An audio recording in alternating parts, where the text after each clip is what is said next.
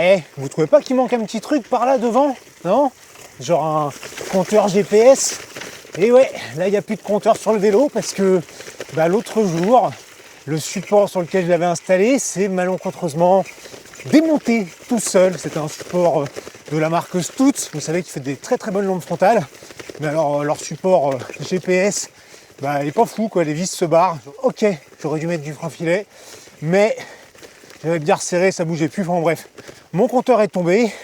J'ai pas d'autre support pour remplacer, là pendant que je suis dans le lot, à tester le gravel en acier sur lequel je suis actuellement, là, de la marque Lokabikes.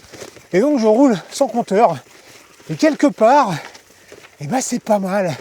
Ce petit retour à la simplicité, sans écran, de données sous les yeux. Est-ce que c'est pas là qu'on redécouvre le vrai plaisir de faire du vélo sans se prendre la tête, de se balader, qu'on revient un petit peu à l'essentiel, qu'on retrouve même peut-être quelque part un peu plus de liberté, je sais pas. Mais bon, du coup, c'est l'occasion de faire cette petite vidéo, discussion, réflexion, tout en patinant dans la boue, ce qui m'essouffle bien pour grimper, car j'ai des pneus pas du tout adaptés. Tout ça, ça fait des petits triments et cette vidéo commence bien. Et donc là que je vous parlais de simplicité, aussi au niveau de la vidéo en elle-même, puisque vous voyez, là, on est en mode caméra embarquée avec la caméra 360 sur le harnais. Ça, c'est vraiment un type de vidéo que je fais pas souvent, voire jamais en fait, tout simplement parce que c'est pas du tout ma cam en termes de contenu à consommer. Alors je sais pas, vous me direz dans les commentaires vous ce que vous en pensez, mais c'est vrai que moi ce genre de vidéo où juste on voit un guidon et du paysage devant avec un peu de blabla par dessus, je suis pas toujours très fan, mais allez, pourquoi pas s'y essayer sur ce coup là, faire un truc simple, tranquille, pas trop préparé. En plus on a droit à un petit peu de soleil après plusieurs journées de pluie, comme on peut constater au sol. Enfin voilà, je tente ça comme ça. J'aime pas trop faire les vidéos comme ça au harnais parce que comme je l'ai dit, c'est un petit peu monotone je trouve. Et puis aussi en fait ça demande toujours d'emmener du matos avec soi. Et c'est vrai que moi quand je pars à vélo, j'aime bien faire ma sortie vélo tranquille, pas être toujours en train de bosser, à me trimballer tout le matos et tout, même si là je reconnais que c'est simple à faire en ayant la caméra sur le harnais. Voilà, j'ai juste à parler en faisant du vélo, du coup ça va faire un truc méga à rallonge je pense, donc c'est simple, pourquoi pas. Après il y a toujours le problème quand on a une caméra un petit peu standard type GoPro, d'avoir le mauvais angle de vue et finalement de ne filmer que son cadre, ce qui m'est arrivé quand j'ai voulu filmer la rando gravel du Roc d'Azur. Pour ça qu'il n'y a pas de vidéo parce que vous ne verriez que le tube supérieur de mon Ritchey, ce qui n'est pas bien terrible. Là avec la caméra 360, j'avoue que c'est simple. Et en plus de pouvoir filmer tout autour, d'éliminer ce problème de mauvais cadrage, ça permet aussi d'avoir très facilement de la polyvalence quand on a le bon setup, chose qu'on peut faire aussi avec une GoPro. Mais là vous voyez, je peux vous déclipser, vous prendre ici.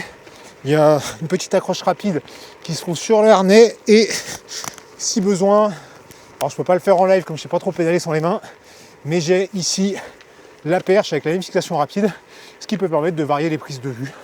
Donc voilà, ça peut être pratique, pourquoi pas. Après, l'inconvénient des caméras 360, comme j'ai là la Insta360 X3, c'est que forcément il faut du post-traitement. Alors bon, là on va avoir mon ami le chien qui gueule à chaque fois que je passe ici. Mais oui, je sais que tu es content de me voir venir. Voilà, donc moi vous voyez, ça permet de faire des vidéos un petit peu plus vivantes, pouvoir réagir à ce qui se passe tout autour, là, dans les petits chemins, les petites routes du Lot. Ça pourrait être joli à cette heure-là avec le coucher de soleil. Bref, donc vidéo 360, faut post-traiter, faut recadrer, faut machin, ça prend plus de temps, ça fait des fichiers plus lourds. Il faut parfois avoir un ordinateur qui suive le rythme quand même quand on veut faire le truc. Mais ça se fait bien, voilà, ça a des avantages. Autrement, je vous parlais donc de simplicité, sur le fait de ne pas avoir de compteur GPS. Là, ça n'empêche que j'enregistre en fait la sortie sur ma montre. Donc là, c'est la Fenix 7 Saphir Solar de chez Garmin que j'utilise depuis bientôt 2 mois, que je teste depuis bientôt 2 mois.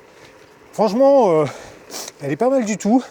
Et en fait, là, en testant cette montre, comme j'ai aussi normalement en compteur un Garmin 1040 Solar, ça me permet vraiment de profiter de tout l'écosystème Garmin, de toute l'application Garmin avec toutes les analyses de données et tout. Alors je ne suis pas forcément hyper client de toutes ces analyses de données, mais c'est vrai que je trouve que c'est intéressant de se pencher dessus. En fait, je suis curieux J'aime bien voir ce que ça donne, comment ça fonctionne, si les infos qui sont données peuvent être utiles. Et qui sait, peut-être au final se rendre compte que ça peut avoir une vraie utilité pour moi. Donc, je fais les essais en ce moment. Après, j'ai aussi une autre montre à essayer, là, qui est la Coros Space 3, qui est plus simple. Seul truc, c'est que là, sur la Garmin, mais je peux relier en fait mon radar Magen que j'ai derrière, là, que je suis en train de tester. Sur la Coros Pace 3, je ne peux pas le faire. Et la Pace 3, sinon, elle apporterait quelque part encore un peu plus de simplicité. Elle n'a pas d'ailleurs de cartographie, contrairement à la Phoenix 7, ce qui me permettrait là, si finalement je suis sur un itinéraire, je peux quand même le faire un petit peu. Si je me perds et que je veux voir où je vais, je peux le faire un petit peu, même si le plus simple reste dans ces cas-là de regarder sur le smartphone avec, je sais pas, Google Maps ou même une application de type Komoot. Voilà, j'aime mieux moi plutôt que de regarder sur l'écran d'un compteur GPS ou sur l'écran d'une montre. Donc la Pace 3, je testerai plus tard, voilà, il n'y a pas de navigation. Quand je vous ai dit que cette vidéo était vraiment pas préparée, elle est vraiment pas préparée. D'ailleurs, on va aller prendre ce chemin-là, que je n'ai encore jamais pris, je crois. Je ne sais pas du tout où ça débouche. Donc allons explorer. C'est aussi l'avantage de ne rien avoir sous les yeux. D'ailleurs, souvent je me dis que sous les yeux, je ne devrais me mettre que un écran avec la carte et limite pas d'autres données que la vitesse. Bon voilà, je crois qu'on va pas aller très loin en fait. Ça n'a pas l'air bien intéressant. Donc ouais, pas d'autres données en fait que la carte et la distance. Parce que je me dis parfois que de regarder la vitesse, de regarder, je sais pas, sa puissance, de regarder son temps. Alors c'est quand même important peut-être de savoir le temps qui passe ou au moins l'heure qu'il est quand même. Ça peut parfois nous pousser, je sais pas, je vais me tourner, oh putain je m'embourbe. Donc ouais, je me dis que de ne pas avoir trop de données, ça permet en fait vraiment de retrouver du plaisir, de ne pas se prendre la tête à se dire je vais trop vite, je vais pas assez vite, faut que j'appuie, faut que je me dépêche, je suis pas dans la bonne puissance, je suis pas dans le bon machin. Voilà, donc vraiment de revenir à des bases, à un bon plaisir de faire du vélo. Et d'ailleurs, quelquefois, c'est ce que je fais avec mon vieux Rockrider 520 là, que j'ai transformé en gravel. Voilà, pour se balader, je le prends, je mets juste soit un petit compteur, soit la montre, sans trop de données, sans trop regarder. C'est des balades no stress, en mode cuissard basket. Je prends même pas de chaussures pour les pédales automatiques. C'est vraiment, j'aime bien. On a fait ça beaucoup avec Laurence après la RAF. Du coup, quand je me remettais à pédaler, c'était vraiment cool, quoi. Il n'y avait pas d'objectif de temps, de vitesse, de distance, de quoi que ce soit. Et c'était vraiment le plaisir de la balade, de la découverte. Et vous voyez, c'est ce que je fais exactement ce soir. En n'ayant pas le compteur, je regarde aucune donnée. Voilà, je suis parti, je vais me faire kiffer. Et puis voilà. D'ailleurs, en parlant de données, donc je vous disais là-dessus, je peux connecter mon radar Magen et pas sur la montre Coros. Par contre, dans les deux cas, et comme sur un compteur, je peux connecter un petit peu tous les capteurs que je veux. Donc là, j'ai un capteur cardio qui est connecté. Ça, c'est vrai que j'ai pris l'habitude de mettre la ceinture, mais aujourd'hui, je pourrais m'en passer pour la sortie que je fais là.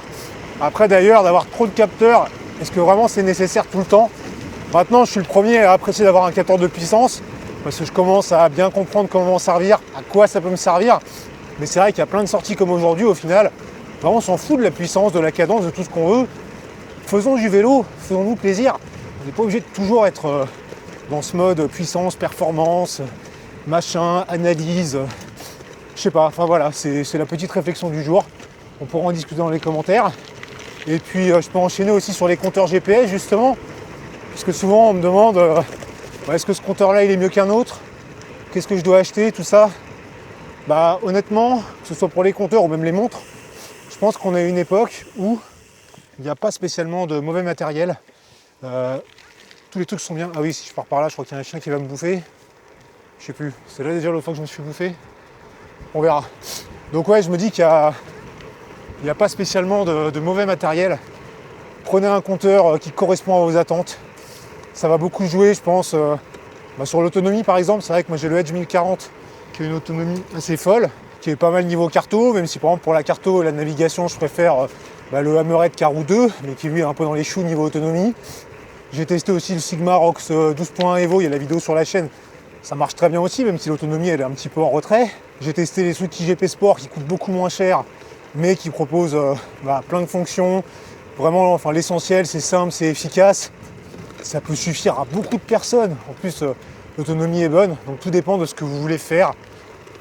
Vous prenez pas trop la tête avec ça, prenez selon je sais pas, peut-être la promo que vous allez trouver en ce moment, en fonction de votre budget, en fonction de ce que vous voulez faire. Puis ça roule quoi. Le principal c'est d'aller rouler. Tiens, on va essayer par là. Je sens que ça va être bien gras aussi. Le lac d'Andrienne. Alors je sais pas, le panneau il indique quoi ce chemin-là. On va voir, je suis jamais allé non plus. Par contre c'est bien noir là-bas, j'espère que je vais pas me taper une grosse saucée après parce que j'ai pas pris la veste imperméable. Alors c'est pas là. Hop. Scarabée rhinocéros. Ok, ça rassure déjà les petits panneaux. Oh c'est gras. J'espère que c'est pas trop sombre à l'image parce que la manière dont j'ai réglé la caméra c'était pour maxi 800 ISO pour ceux à qui ça cause. C'est la sensibilité, je ne voulais pas l'emmener trop élevé, mais là que ça commence à être plus sombre, en tout cas à travers mes lunettes de soleil, peut-être que ça commence à être trop sombre. Et puis je pense que ça le fait encore. Ça aussi c'est un inconvénient un petit peu des caméras 360, c'est que parfois l'image est quand même moins belle que sur une GoPro par exemple, une DJI Action 4 ou la nouvelle Insta360 Ace Pro. Je devrais pouvoir bientôt tester. Donc voilà le fameux lac d'Andrienne, voilà, j'étais jamais venu. Et bien nous y sommes. Bien, c'est au bord de ce petit lac d'Andrienne que va se terminer cette vidéo improvisée en toute simplicité. Voilà, donc vous voyez le lac ici, c'est un peu une flaque. En fait, dans le Lot, ils ont un truc, c'est les lacs, c'est des flaques, c'est plus des mares pour abreuver. Encore que là, ça fait un peu plus mare traditionnelle. Mais un jour, si vous voulez, je pourrais vous emmener un peu plus dans l'Écosse, ce qu'ils appellent des lacs. Ça fait des sortes de mares un petit peu construites. Parfois, il y a un peu genre des pierres autour. Je sais pas comment vous expliquer, il faudra que je vous emmène. Il y a toute une histoire d'une légende avec Saint-Namphèse et compagnie. L'autre jour, je suis tombé là-dessus. Ça peut être intéressant de faire une vidéo là-dessus. Dites-moi ça dans les commentaires. Moi, j'aime bien faire des vidéos comme ça, un petit peu découvertes. Autrement, un lac de ce type-là, vous pouvez déjà en voir une dans une vidéo que je vous mets là dans le coin. Une autre vidéo par là. Puis je vous dis à très bientôt.